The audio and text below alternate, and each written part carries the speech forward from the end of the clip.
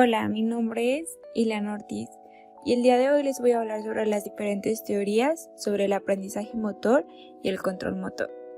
Pero ¿qué es el aprendizaje motor?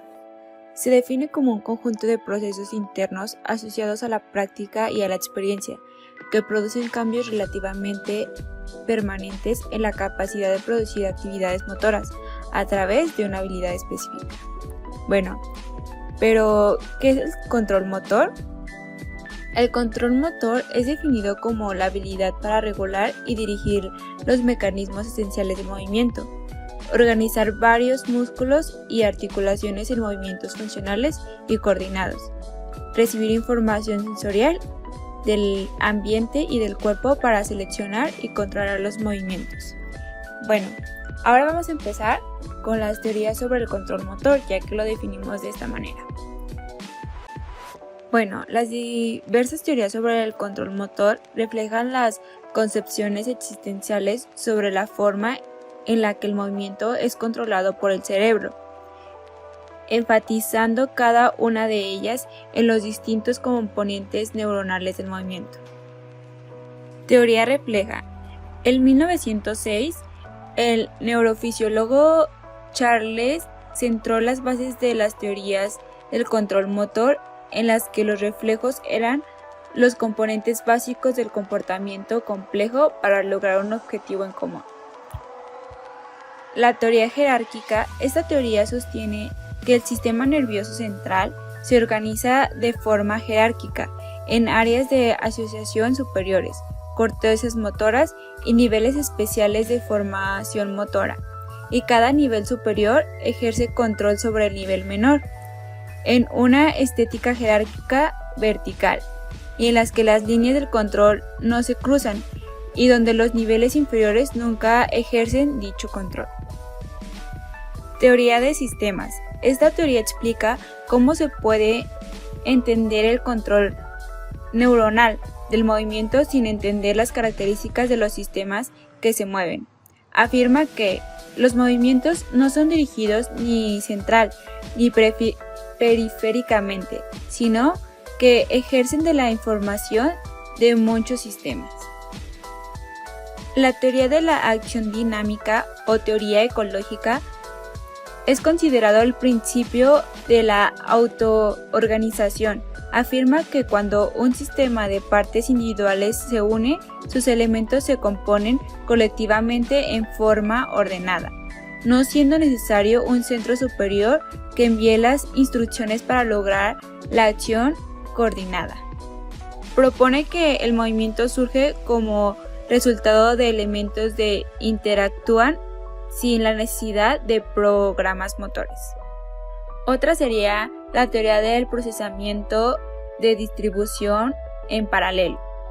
Describe la forma en la que el sistema nervioso procesa la información para actuar. El sistema nervioso operaría tanto mediante procesos en series, que es procesando la información a través de vía única, como en paralelo, interpretando la información por medio de vías múltiples que la analizan simultáneamente en diferentes formas. Con esta última cerraríamos las teorías sobre el control motor y ahora vamos a iniciar las teorías sobre el aprendizaje motor. Modelo de los 3 estudios de Fitts y Posner. Estos autores sugieren que existen 3 etapas principales en el aprendizaje motor.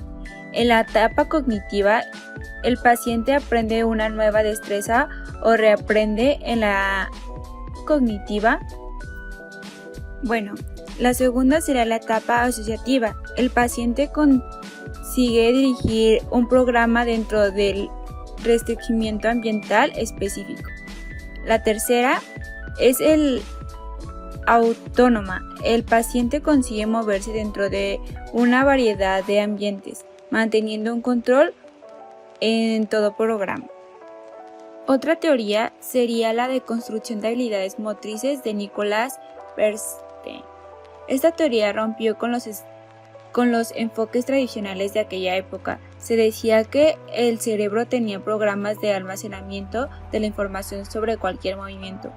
Puso en primer plano 2 aspectos claves para Entender la elaboración de cualquier movimiento en el desarrollo de sí mismo.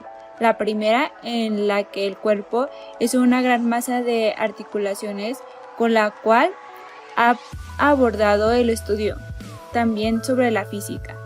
Y la segunda, la ejecución del movimiento hacia una trama lineal directa si no proviene de una compleja interacción entre diferentes factores. Ahora, teoría del circuito cerrado de Adams. Según esta teoría, expresa en los años 70, es de tipo continuo y el alumno actuará de acuerdo con ello, utilizando la información momento a momento.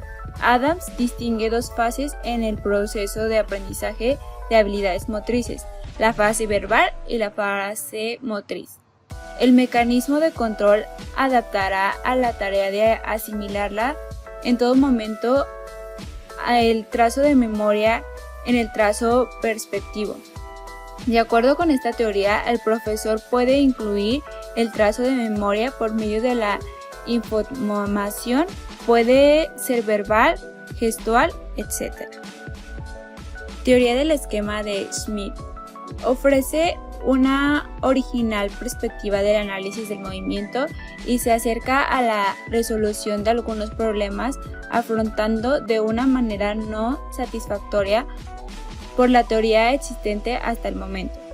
Presentándose fácilmente a verificación experimental, ha dado un inicio a varias investigaciones, algunas de las cuales se refieren a especialmente el hábito deportivo. En la teoría del esquema hay dos elementos que son fundamentales: el programa motor generalizado y el esquema motor. Y por último, son los factores que nos pueden influir en el aprendizaje motor. Bueno, existen diversos factores que influyen en el proceso de aprendizaje motor, como las instrucciones verbales, las características y las variabilidades de la práctica, la participación verbal y la motivación del individuo, la posibilidad de cometer errores, el control postural y la memoria. Bueno, con esto doy por concluido las teorías sobre el control motor y el aprendizaje motor. Espero y les sea útil.